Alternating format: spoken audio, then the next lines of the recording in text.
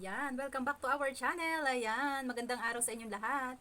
So, tayo nga po ay gagawa ng second lesson para sa ating sewing tips. Ayan, kung napanood nyo po yung last upload ko na video about sa kung paano pumili ng makina kung ikaw ay bibili, kung ano yung kung paano mag-umpisa sa isang maliit na tahian. Ayan. So, ngayon naman po ipag-aaralan natin kung paano tayo magsulot ng sinulid sa ating makina. Okay? Ipapakita ko sa inyo kung paano natin isi-set up yung makina natin para magamit natin sa ating pananahi. Ayan. Pero bago ang lahat at kung ikaw ay bago sa aking channel, please subscribe, like and share, and please hit the notification bell para palagi kang update sa aking mga susunod na video. Intro. Pasok.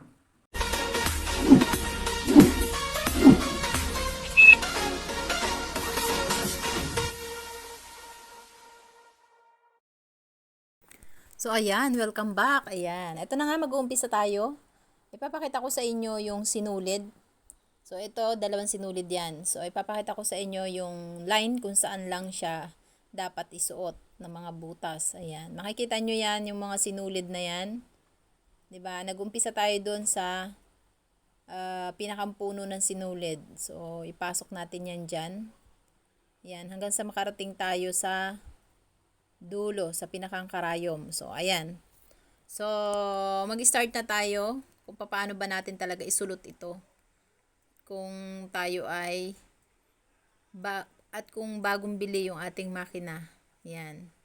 Yan naman yung para sa ating winder. Ayan. Papakita ko rin yan sa inyo. Tuturo ko rin sa inyo kung paano natin yung gawin. So, ngayon nga po ay tinanggal natin yung dalawang sinulid. Ito po yung isang tips. Pagka halimbawang mauubos na yung inyong sinulid. Ayan.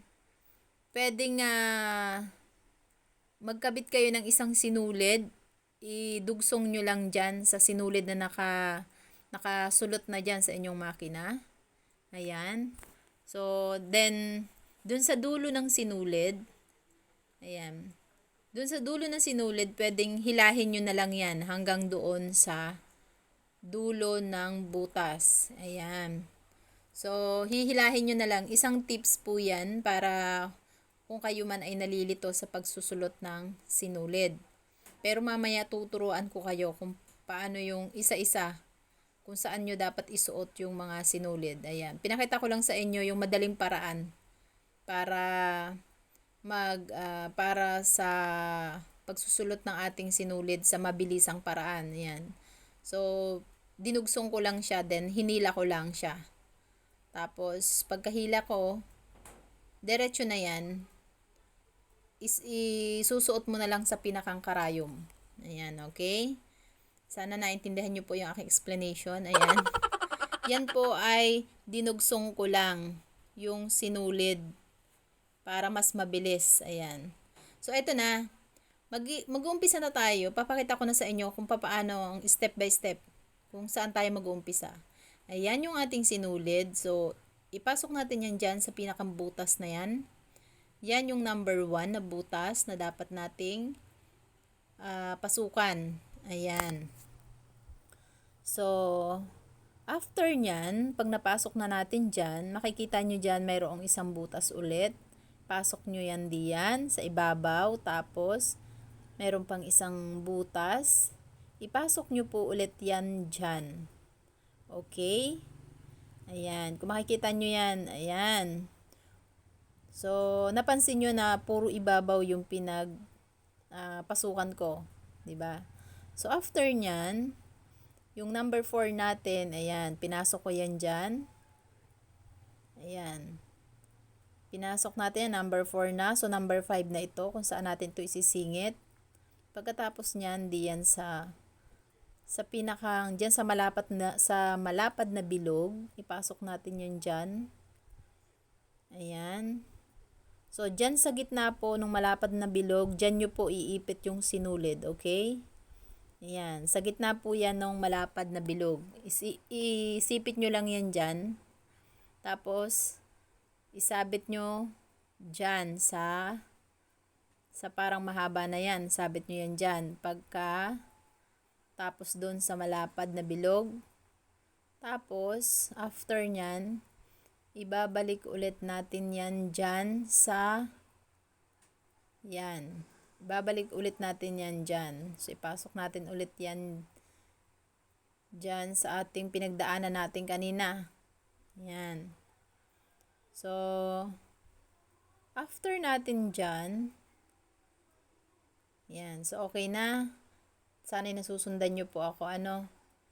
So, after natin yan ipasok dyan, so dito naman tayo sa pang-anim na butas. Ayan. So, ipasok na natin sa pang-anim na butas. Then, pang-pito. Isabit natin dyan. Okay. Pagkasabit natin dyan, ayan. Ilulusot natin yan dyan, sa butas na yan. Pagkasabit, pagkapasok dyan, dito naman sa pinakambaba. Ayan, may makikita kayo dyan parang nakakawit na yan. Dyan nyo naman siya ipasok, okay? Then, mayroon pang isang butas. Yan. Pasok nyo ulit diyan. So, after nating ipasok dyan, ang last po ay sa karayom na. Okay? Dyan na tayo sa karayom. Yan po yung huling-huli. Ayan. So, sana po nasundan ninyo yung ating pagsusulot ng sinulid. Sana po inyong natutunan ang pagsusulot ng sinulid. Ito po yung pangalawang paraan ng pagsusulot ng sinulid. Okay? Step by step po yan. So, karayom, yung kanina, yung isang paraan, yung tinali ko lang siya. Yun po yung mabilisang pagsusulot. Kung mayroon pang sinulid na natitira dun sa inyong makina. Pero syempre, kung bago yung makina nyo, syempre kailangan nyo pong lagyan ng bagong sinulid, di ba? So, eto na nga po yung pangalawang sinulid. Ito po yung para sa winder. So, tuturo ko rin sa inyo yung pag-rewind ng sinulid sa winder, okay? So, yan po yung unang butas. Then, makikita nyo dyan sa baba. Meron ulit isang butas dyan. Ayan yung pangalawa. Ayan. Second na butas yan. So, after nyan, isisingit ulit natin yan dyan sa dalawang bilog na malapad. Ayan. So, after dyan, ilagay na natin dito sa huli. Ito na yung winder. So, puno na yung, napansin nyo kanina, tinanggal ko. Puno na po yun. So, ito, papalitan ko. Ayan. So, yan.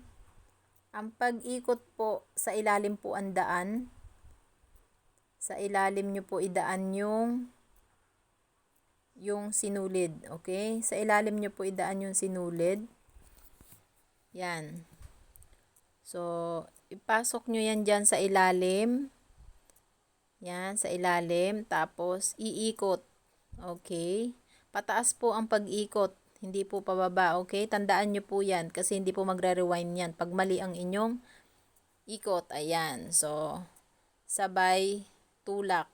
Okay? So, magre-rewind na po yan. Okay na po yan. So, dito naman tayo sa winder. Paano ba natin ilalagay yan sa ilalim ng ating makina? So, ang tawag po dyan sa isa ay winder yan. Okay? Winder yan. Winder po ang tawag dyan sa mayroong sinulid. Okay? Yung isa naman po ay bobbin case. So, bobbin case po ang tawag dyan sa yang hawak ko na yan. Yung may ukab na yan, bobbin case po ang tawag dyan. So, isalpak po natin yan. Makita nyo yan, may ukab. So, ang pagpasok niyan, isalpak nyo lang dyan sa may guhit na yan. Yung parang may hiwa na yan, then pasok nyo lang. Okay na po yan. So, ganyan po ang paglalagay po ng winder sa ating bobbin case para dun sa ilalim ng ating makina. So, ipapakita ko po sa inyo kung paano po natin yan ilalagay doon sa ilalim. Okay? Pag nilagay po ninyo, kailangan hawakan nyo po yan para hindi mahulog yung rewinder. So, yan po yung pinakang ilalim ng ating makina. Nakita nyo po yan parang mayroong bilog na yan. So, dyan po natin yan isasalpak, okay? So, ganyan po ang hawak ng bobbin case para hindi mahulog yung rewinder. Ayan. So, isalpak po natin. Okay. So, ganyan po dapat ang style niyan. Ganyan po ang itsura niyan kapag tayo ay nagsalpak. Okay. Yan. So, hanggang dito na lang po muna yata ang ating tutorial. Sana po ay meron kayong napulot at natutunan. So, ang susunod po nating lesson, ang lesson 3 po natin, ituturo ko naman po sa inyo kung saan po tayo pwedeng bumili ng makina at kung saan tayo mas makakamura at kung anong brand ang ating pwedeng bilhin na makina. Kung alin yung mas matibay na brand, okay? So, sana po ay may natutunan kayo sa ating bagong tutorial. At maraming salamat po sa patuloy na sumusuporta sa aking YouTube channel at sa aking FB page. So, see you on the next vlog.